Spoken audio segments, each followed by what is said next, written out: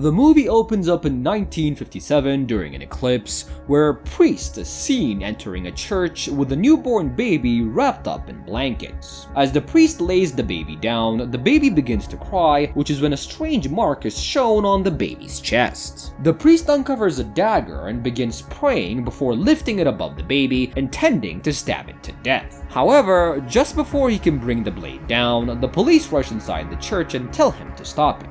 When the priest shows no intention of wanting to drop the dagger, the police start shooting at him and kill him. The scene then changes to 30 years later. A man gets off a bus and takes a map out of his pocket and smokes a cigarette. Then he makes his way to a church and knocks on the front door, and as the door opens, he's greeted by a monk called Prior Andrzej. As Mirek introduces himself as Father Mirek, the monk informs him that they've been expecting his arrival. He then leaves Mirek inside and thanks him for being willing to show up at a sanctorium in the middle of nowhere, since not many of the exorcists were willing to join him. Andrzej leads Mirek inside the sanctorium. He's introduced to monk David, who Andrzej says is the jack of all trades. David offers Mirek rosary beads, but Mirek tells him that he has his own pair of beads and prefers to keep them with him. Although the monks were not pleased with this, they don't say anything and tell him that they need to check his luggage before he can be shown to his room. Mirek agrees and David goes through his stuff and finds a pack of cigarettes and he confiscates them. Afterwards, Andrzej shows Mirek to his room and tells him that everyone is advised not to leave their rooms after dark, and he then leaves the room, allowing Mirek to settle in. Mirek takes off his clothes to get changed, and this is when the same scar that was on the baby's chest is seen. Turns out, Mirek has been the baby that the priest was trying to kill 30 years ago. Mirek then bends down to open a suitcase, and he reaches inside to a secret compartment, and he reveals a gun and a flashlight.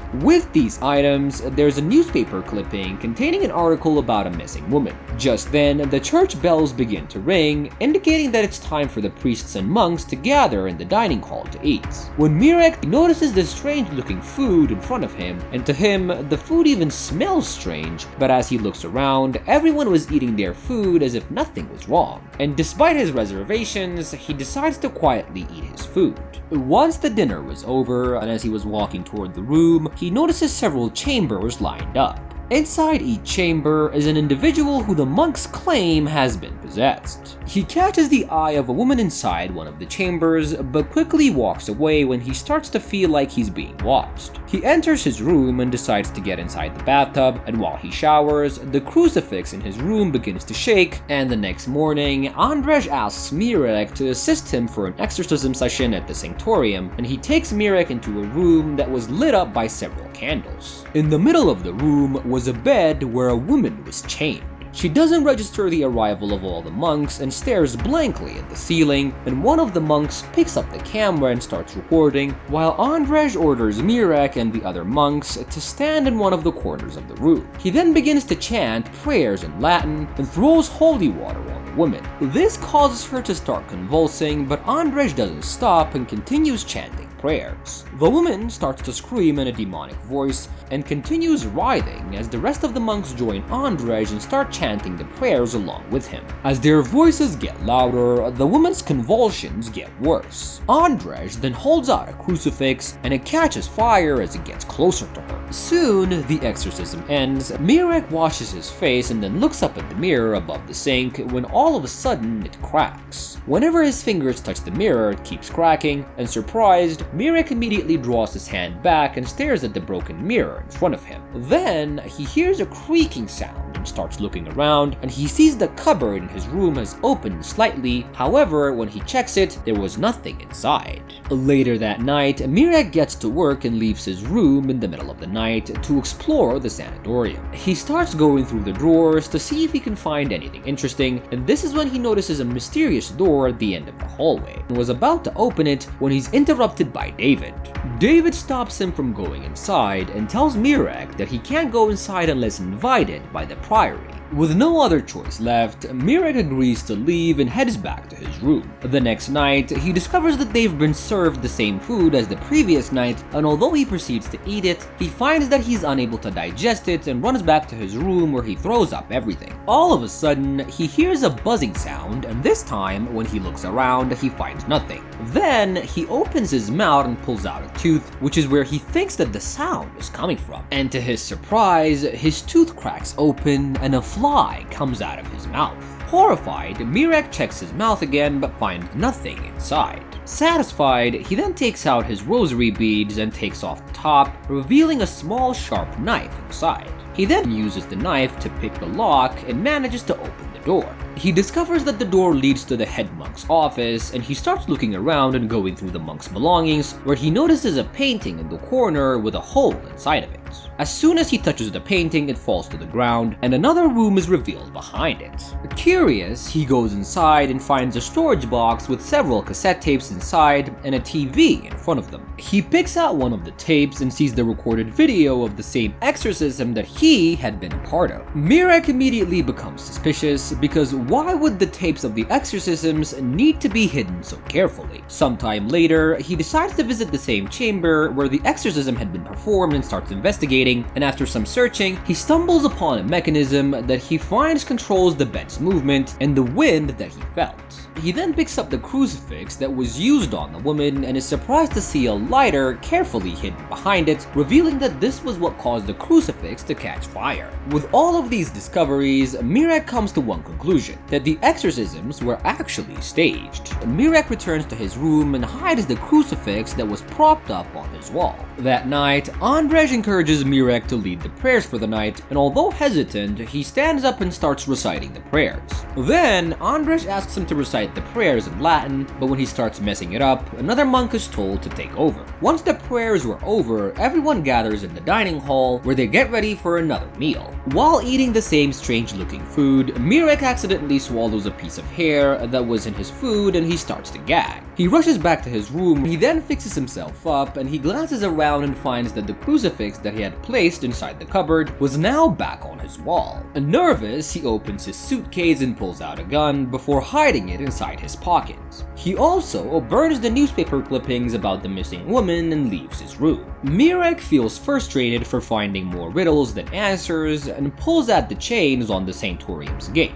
This is when he sees several monks digging a grave outside with a casket sitting next to them. Confused, Mirek goes back to the sanatorium and goes into the room where the woman had been exorcised. He finds that room empty, but before he can leave, monk Piotr shows up behind him. He then calls him to the church's confessional, and when Mirek joins him at the confessional, Piotr tells him that he needs to be more discreet about his investigation around the church. He informs him that since he's new to the sanatorium, the other monks are keeping a close eye on him and tracking his every move. Mirek reveals to the monk that he's not an actual priest, but rather an officer of the citizens' militia. He had gone undercover to investigate the mysterious disturbances of the women in the sanatorium's area. They'd received an anonymous tip that had opened an investigation, which is why Mirek has been sent undercover to investigate what was happening to the women inside the sanatorium. Piotr confesses that the monks were performing fake exorcisms at the sanatorium to get funding from the Vatican. But before he leaves,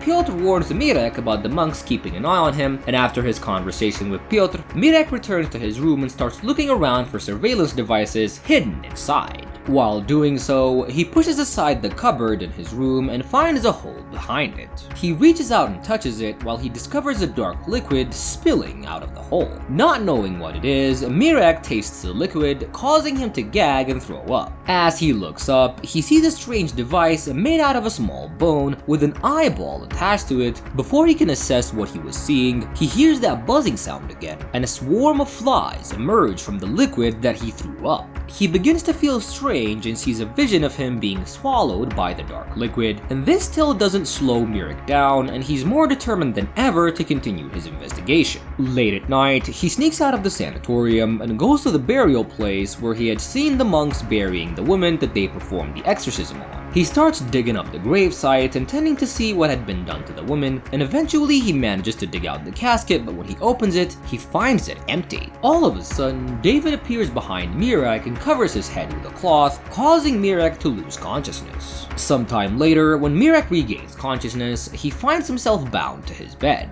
As he looks around, he realizes that all of his belongings have been taken away, including the gun that he hid in his pocket. He struggles to free himself when Pyotr enters his room carrying several plates of the strange-looking meat that they've been served at dinner. Pyotr tells Mirek that he's disappointed in him for not listening to his warnings and proceeds to force-feed the meat to Mirek. This causes him to start choking, and once again, he loses consciousness. The next time he wakes up, Mirek finds that David, who had been on watch duty, had fallen asleep next to his bed. After several minutes of struggling against the ropes, Mirek manages to free himself and rushes to escape. However, David soon catches up with him, and the two of them end up fighting one another, and Mirek discovers his gun from the monk during their fight and shoots him the first chance he gets. Mirek then runs in the other direction and finds himself in the kitchen with a large freezer inside it. When he opens the freezer, he's horrified to find the women had been mutilated and their bodies were being kept inside.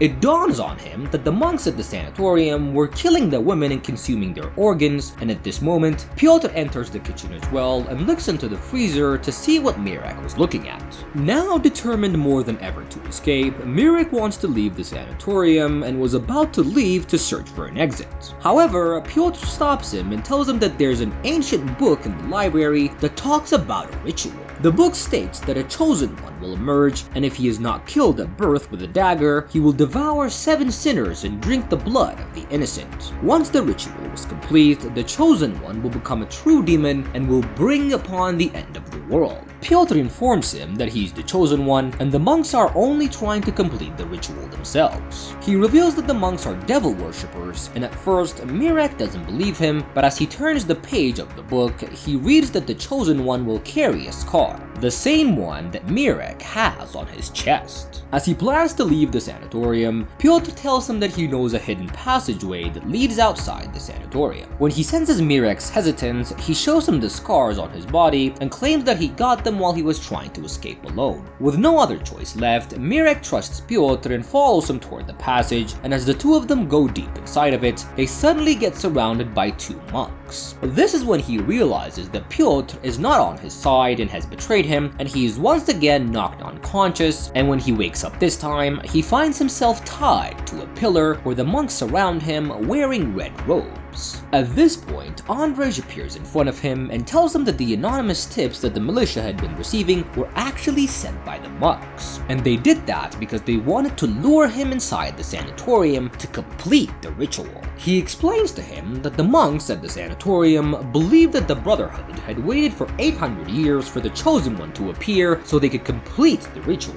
He goes on to say that the real evil in the world is humans, which is why they've been punishing them for their deeds. They also believe that a gateway to hell existed at the bottom of a well nearby, and as a result of a completion of the ritual, the devil will emerge from the well and enter Mirek's body. The last step to complete the ritual is to drink an innocent's blood, and Mirek watches as the monks bring out a woman that they performed an exorcism on and mercilessly slit her throat as he begs them not to kill her. The monks collect her blood and drink it before forcing Mirek to drink it as well. They then begin to chant prayers to finally call forth the devil, however, nothing happens. Pyotr claims that they must have missed a step and checked the book for further instructions, and when he finds nothing inside, the monk realizes that their ritual was a failure. Upset, he blames Andrzej for not doing everything right and decides to go back to his quarters for the night while ordering the other monks to do the same. The next morning, the monks begin to grow worried that the militia will come inside the sanatorium looking for Mirek if they don't hear from him. And because of this fact, Andrzej takes a dagger and stabs Mirek in the chest with it, and then drags his body with the help of the other monks and throws it inside the well.